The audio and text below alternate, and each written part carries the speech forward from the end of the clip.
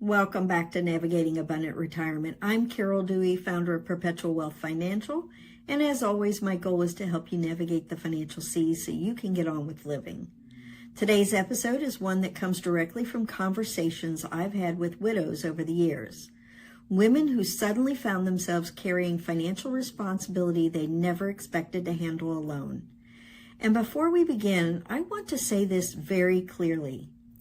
If you are recently widowed or even several years into this journey and still feeling overwhelmed, there is nothing wrong with you. What you are experiencing is normal because one of the things nobody truly prepares widows for is this. When you lose a spouse, you don't just lose a person you love. You also inherit an entirely new job you never applied for. Suddenly, there are accounts to sort through, beneficiary forms, insurance paperwork, tax questions, titles, Social Security decisions, investment accounts, legal documents. And all of it seems to arrive at once while you're still grieving. Many widows tell me the same thing at that first meeting. I don't even know where to start. And honestly, that makes complete sense. Because grief affects decision-making, it affects concentration, it affects energy, it affects confidence. Yet somehow the world expects widows to make major financial decisions during one of the most emotionally exhausting seasons of their lives. So today I want to talk about some of the biggest financial decisions widows should not rush into, and what you should focus on instead. Because this episode is not about making you feel pressured. It's about helping you breathe again. Now, one of the first things I often see happen after the loss of a spouse is pressure. Pressure from family, pressure from advisors, pressure from paperwork, pressure from deadlines, and pressure from fear. And sometimes the biggest pressure of all comes from inside. Many women quietly think, I should already know this. I should be more organized. I should understand all of this by now. But here's the truth. Just because your husband handled the financial decisions doesn't mean that you were incapable. Many women were never invited into those conversations consistently. Others were busy raising families, managing households, supporting careers, or simply trusting the division of responsibilities inside the marriage. That does not make you unintelligent, and it certainly does not make you incapable.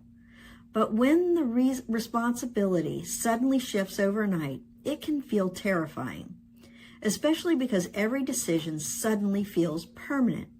And that fear often leads women into one of two extremes, either rushing decisions or avoiding decisions completely. Today, I want to help you avoid both. So let's talk about some of the biggest financial decisions widows should never rush into. The first is selling the home too quickly. Now, sometimes selling is absolutely the right decision, but immediately after a loss is usually not the best time to make emotionally significant decisions unless there's an urgent financial need. I've seen widows sell homes within months because the house feels too quiet, too painful, or too overwhelming to maintain, only later to realize they weren't emotionally ready. Your home is more than a financial asset. It's tied to routines, memories, comfort, identity, and stability. And stability matters tremendously during grief. So before making a major move like selling a home, downsizing, or relocating, give yourself permission to slow down and fully evaluate. What do I actually want? What can I realistically afford? What would make my life easier, not just emotionally today, but practically 5 years from now? The second decision widows often rush into is making emotional investment changes. This usually happens after market volatility or after inheriting accounts they don't fully understand. Fear kicks in, the news sounds scary, family members start giving opinions, and suddenly someone wants to move everything to cash. Now let me say something important. Wanting safety after loss is completely understandable, but making major investment decisions from fear instead of clarity can create long-term problems. Sometimes women leave money sitting in cash for years because doing nothing feels safer than making the wrong move. But doing nothing is still a financial decision. Inflation still continues, taxes continue, income planning still matters. This is why organizations and education become so important before making dramatic changes. You deserve to understand what you own, why you own it, how it's taxed, how it supports your lifestyle, and how all those pieces fit together. Not in financial jargon, not in advisor speak, but in plain English. Another dangerous area is rushing into tax decisions without realizing the consequences. Many widows are shocked to discover how dramatically taxes can change after the loss of a spouse. You may go from filing jointly to filing single. Income thresholds change. Medicare premiums can change. Required distributions may become an issue. Investment sales may trigger tax unexpectedly. And unfortunately, many people make decisions before understanding the ripple effects. I often tell people the financial decision itself is rarely the only issue. It's the side effects of the decision that matter. That's why coordinated planning matters so much. Not just investments, not just legal documents, not just taxes, but understanding how all of these areas affect each other. Another area where widows can feel pressured is helping adult children financially too quickly. Now, please hear me carefully. There is nothing wrong with wanting to help your family, but grief can create vulnerability. Sometimes women feel guilty receiving insurance proceeds or inherited assets. Sometimes they want to make things fair.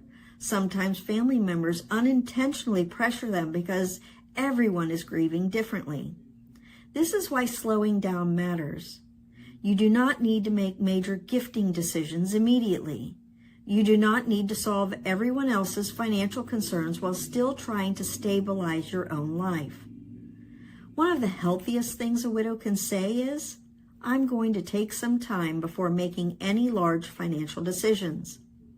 That is wisdom, not selfishness.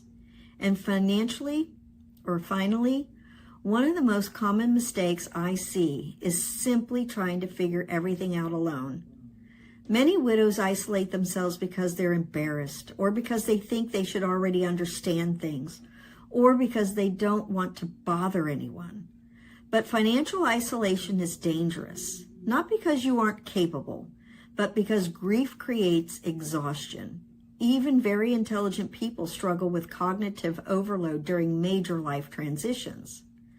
This is why having the right guide matters. And I want to emphasize something here.